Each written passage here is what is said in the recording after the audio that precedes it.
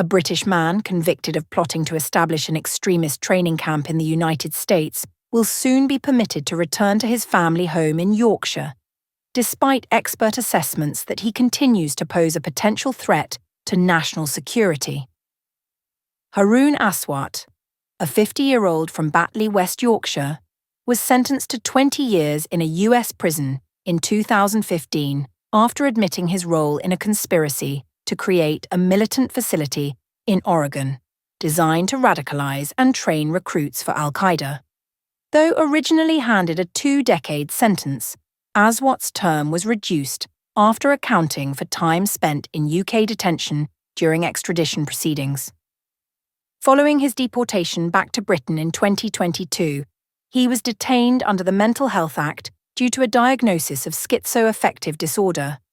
However, medical professionals have since determined that his condition is now sufficiently managed, paving the way for his impending release. During a High Court hearing on April 1st, it was revealed that Aswat, currently held at Bethlehem Royal Hospital, is expected to be reintegrated into the community under strict monitoring measures. A notification order was approved, requiring him to regularly update authorities on his whereabouts and other personal details. While he did not contest the order, security officials remained deeply concerned about his ideological stance.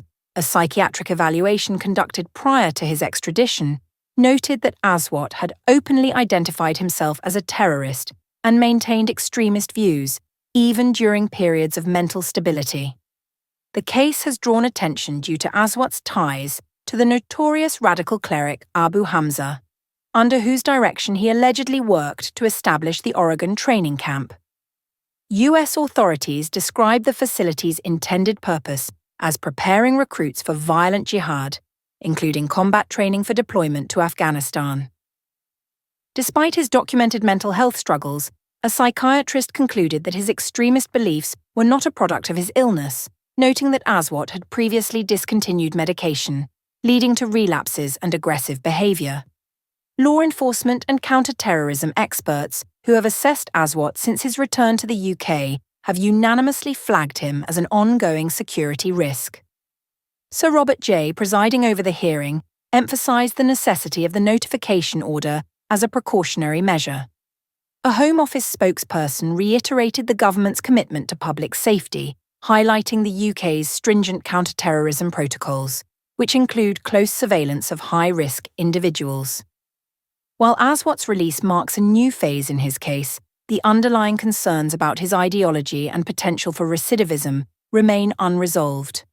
Authorities will continue to monitor his activities, balancing legal obligations with the imperative to mitigate any threat he may still pose.